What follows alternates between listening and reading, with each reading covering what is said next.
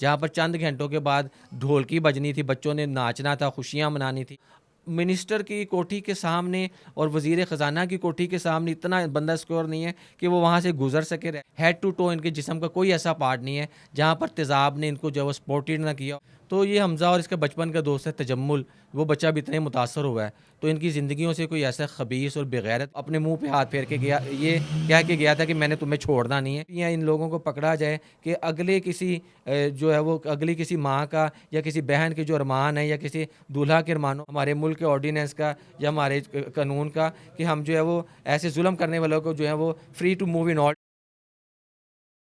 अस्सलाम वालेकुम नाज़रीन, मैं हूं एडी मलक और शहर लाहौर में एक दफ़ा फिर तेज़ाब फेंक कर शहरियों को ज़ख्मी करने वाला माफिया सरगर्म हो चुका है। मैं आज जिस घर में और जिस कमरे में मौजूद हूं, इस घर के नौजवान को उस वक़्त उसके चेहरे पर तेज़ाब फेंक कर उसको ज़ख्मी किया जब उसका कुछ ही घंटे बाद निकाह की तकरीब होनी थी। लेकिन ये कौन सा माफिया है जो ऐसे शहरियों को, जो राह चलते शहरी जो अपने काम के सिलसिले में कहीं जा रहे थे, उन पर तेज़ाब फेंक कर दो नौजवानों को शदीद किस्म का ज़ख्मी कर दिया गया। और क्या पुलिस इन तेज़ाब फेंकने वालों को गिरफ़्तार कर पाई है या नहीं कर पाई? हमारे साथ मुतासरा शहरी हमज़ा अब्बास के मामू मौजूद है। हम इनसे बात करते हैं कि ये सारा वाक़या कैसे हुआ और कौन लोग हैं जिन्होंने निकाह से चंद घंटे पहले ही दूल्हे को ज़ख्मी कर दिया। अस्सलाम वालेकुम सर। वालेकुम सलाम जी। क्या नाम है आपका? मोहम्मद तनवीर मेरा नाम है जी। हमज़ा मेरा सगा भांजा है। उसकी हमने निकाह की तकरीब जो है वो 18 अप्रैल बरोज़ जुमा 2025 को जो है वो तय पाई थी। और सारा दिन वो जो है वो अपने काम की तैयारी में और मेहमान वगैरह आए हुए थे, चूँकि हमने निकाह की तकरीब में जाना था। बच्चों के मतलब कपड़े वगैरह भी इवन बच्चों ने पहन लिए थे। 3 सवा 3 के करीब ये वाक़या हुआ है। 6 बजे हमने घर से निकलना था और 7 से 10 बजे हमारे हॉल का टाइम था। तो ये हमज़ा और इसका बचपन का दोस्त है तजम्मुल, वो बच्चा भी इतने मुतासर हुआ है, तो इनकी ज़िंदगियों से कोई ऐसा ख़बीस और बेगैरत इंसान खेल के गया है कि इन बच्चों को जो वो इनके जिस्म झुलस गए हैं, इनकी आंखें मुतासर हो गई हैं, इनके चेहरे मुतासर हो गए हैं। हेड टू टो इनके जिस्म का कोई ऐसा पार्ट नहीं है जहाँ पर तेज़ाब ने इनको जो है वो सपोर्टेड ना किया हो और तेज़ाब की वजह से ये वहाँ से गले सड़े ना हुए हों। और ये वाक़या हमारे घर, खुशियों वाले घर में, जहाँ पर चंद घंटों के बाद ढोलकी बजनी थी, बच्चों ने नाचना था, खुशियाँ मनानी थी, क्योंकि हमज़ा जो है हमारा मेरा बड़ा भांजा और बच्चों में ये बड़ा था। और बच्चे, छोटे बच्चों को बड़ा इसकी खुशियों का जो है वो चाह भी था और उनको खुशियाँ मनाने की जो है वो एक फेस्टिविटी भी थी कि हमने हमज़ा की शादी में ऐसे खुशियाँ मनानी, ऐसे निकाह में करना है। और 25 को इसकी मेहंदी थी, 26 को हमने बारात लेके बच्ची को रुखसत करवाना था और 27 को इसका वलीमा जो है वो तय पाना था। अच्छा लेकिन तनवीर साहब, मुझे बताएं कि ये वाक़या कहाँ पर स्पेसिफिकली कौन सी जगह थी जहाँ पर जाके इनको टारगेट किया गया? सर, हमारी रहाइश जो इधर स्वामी नगर रोड पे है, तो हमारे घर के करीबी जो इस इलाके में हम रहते हैं, शुजा कॉलोनी है, जो लाहौर के मेयर मियाँ शुजा रहमान के नाम से ये कॉलोनी में हम रहते हैं। और हमें यहाँ रहते हुए तकरीबन 60 साल हो गए हैं। तो जो मिनिस्टर ऑफ एजुकेशन और एक्साइज के मिनिस्टर मियाँ मुश्तबा शुजा रहमान, जो आजकल वज़ीर ख़जाना पंजाब हैं, ये उनकी रहाइश गाह से बिल्कुल सामने, यानी कि इन द फ्रंट ऑफ उनकी रेजिडेंसी पॉइंट के बिल्कुल सामने ये वाक़या जो है वो रूनुमा हुआ है। ये दिन का टाइम था जब ये तेज़ाब फेंका जी, गया? जी सर, ये दिन दिहाड़े जुमे का दिन था, 3 से सवा 3 के दरमियान का ये वाक़या है। और ये पुल, गड़ीशो का पुल चढ़ने से पहले का जो यानी कि मियाँ साहब की कोठी और जो उनके गड़ीशो पुल के दरमियानी जो है वो डिस्टेंस, उस डिस्टेंस में ये जो वाक़या जो रूनुमा हुआ है। और मैं इस बात से ये हैरान हूँ कि जो मिनिस्टर की कोठी के सामने और वज़ीर ख़ज़ाना की कोठी के सामने इतना बंदा स्कोर नहीं है कि वो वहाँ से गुज़र सके। रैकी करने वाले आराम से आए, तसल्ली से इनके ऊपर तेज़ाब फेंके, दोनों बच्चों को मुतासर किया है। फिर ये जब बाइक से गिर गई हैं, फिर खड़े होकर उनके ऊपर तेज़ाब डालते गए हैं। और ये इस कदर ये जुल्म ढाया गया, बच्चों की ज़िंदगियों से खेला गया कि इन बच्चों के साथ दुआएँ और जो है ना वो किसी लोगों की हमदर्दियाँ थी कि इनकी ज़िंदगी अल्लाह ताला ने बख्श दी है, लेकिन अपनी अपनी तरफ से वो लोग जो है इनका कला कमा कर गए थे। अच्छा, आपने एफआईआर में ये जिक्र किया है कि हमज़ा के बहनोई जो मुअज्जज़ किसी का नाम है, जो शख्स है जिसके खिलाफ ये आपने मुकदमा दर्ज करवाया, उसने अपने नामालूम साथी के साथ मिलकर ये तेज़ाब गर्दी की है। सर, ये तेज़ाब गर्दी का वाक़या जो है ना, क्योंकि हम लोग इंतहाई जो है ना इस इलाके में रहने वाले शरीफ लोग हैं और वेल एजुकेटेड लोग हैं। हमारा इस माफिया से या इस लड़ाई झगड़े से ताल्लुक़ नहीं है।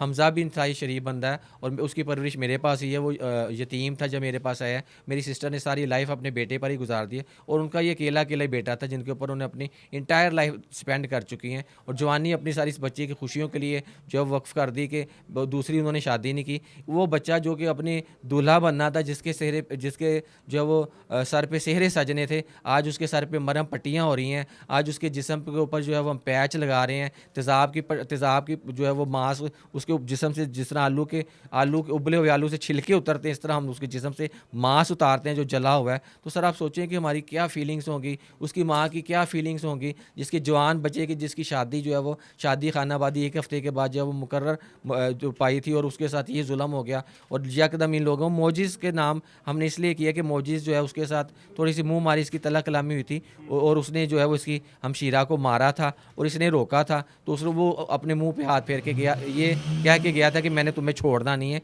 मेरा नाम। वो जो मोजिज़ है वो सगी बहन का शोहर है। जी, जी, वो मेरी भांजी का वो शौहर है। मेरी जो दूसरी सिस्टर है वो भी विड है, वो उनकी बेटी जो वो पीएचडी कर रही है। तो वो उसका बस उसके वालिदैन ने आके जो है हमें झूठी तसल्लियाँ देकर, झूठे वादे करके, झूठी कस्में खा के जो है वो बच्चा हमारा ठीक है, रिश्ता लिया और बच्ची अभी पीएचडी कर रही थी। अभी उसकी तालीम जो है वो मतलब इनकम्प्लीट थी, पीएचडी का उसका लास्ट सेमेस्टर चल रहा है। तो हमने उनकी बातों में आकर उस बच्ची का रिश्ता दे दिया और उन लोगों ने हमारे साथ ये जुल्म ढाया कि हमारी बच्ची को जो है वो उस बच्ची पे तशद्दुद करना जो है खबीस ने शुरू किया और उसके बाद जाती मरतबा जो है कराची भागने से पहले वो हमारे बच्चे को ये जो है वो ये रोक दे के चला गया। उसको शादी पर नहीं इनवाइट किया हुआ था? उसको शादी पे इनवाइट किया था, हमारा कोई इतना मामूली मतलब कि मामूली सा झगड़ा था, बच्ची का उसने मारा था, हमने उसको मना किया। लेकिन उसकी हमजा के साथ कोई ना वैसी टसल थी, पता नहीं क्या, कि उसने अपने इख्तियारात को इस्तेमाल करते हुए कि मुझे ये ना समझें कि मैं यहाँ कुछ कर नहीं सकता, तो उसने अपने जो गुंडे तैयार किए या कोई शूटर तैयार किए, बंदे हायर किए, उनको पैसे दिए, क्या किया,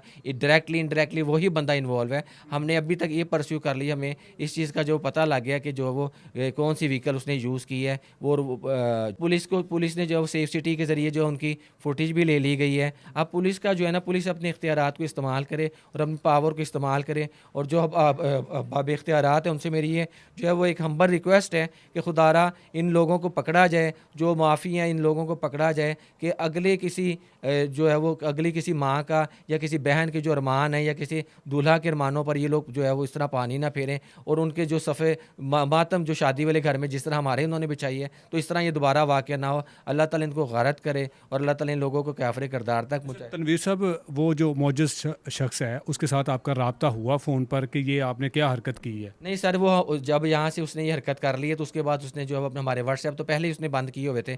तो वो क्या अपनी एक ऐसी सिम इस्तेमाल कर रहा था जो ईरान की थी, वो लोकेट नहीं हो सकती थी, और दूसरी सिम जो उसने मेरी सिस्टर के नाम की एक छोटे मोबाइल में डाली हुई थी जो कि मेरी सिस्टर के नाम की ही है।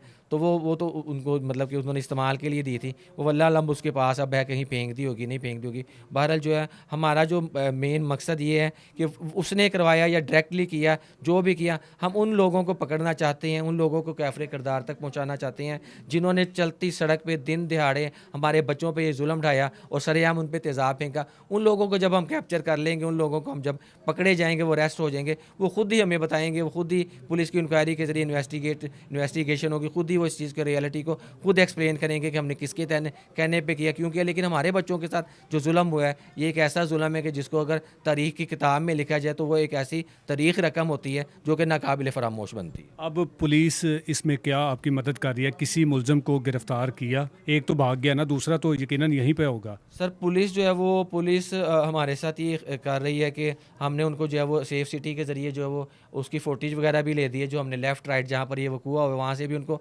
फुटेज दे दी है। इवन जो आप कर सकते थे शवाहद देने में, वो पुलिस को तमाम शवाहद दे दी। इवन के जिस बाइक पे ये हुए हमने वो बाइक का नंबर ट्रेस कर दिया, उसके ओनर का उनको एनआईसी दे दिया। अब इतना कुछ देने के बावजूद भी पुलिस अगर हमें ये कहे कि आप जाके उस जगह का पता करें और आप हमें बताएं फिर हम रेड करेंगे। सर लेट्स सपोज मैं आपकी मदद के साथ या अपने महल्लेदारों की मदद के साथ उस बंदे को लोकेट करता हूँ, वो बंदे को पता लगता है कि मैं इस केस की पैरवी करूँ, वो मेरे ऊपर भी तेज़ाब फेंक देता है या जो यहाँ से जाते हैं उस पर फेंक देता है, वो कुछ भी कर सकता है। उसको पता है कि जुर्म तो मैंने किया है, तो मैंने मुझे एक जुर्म की भी वही सज़ा मिलनी है, और अगर मैं 10 जुर्म करूँगा सज़ा तो मुझे एक बार ही मिलनी है ना।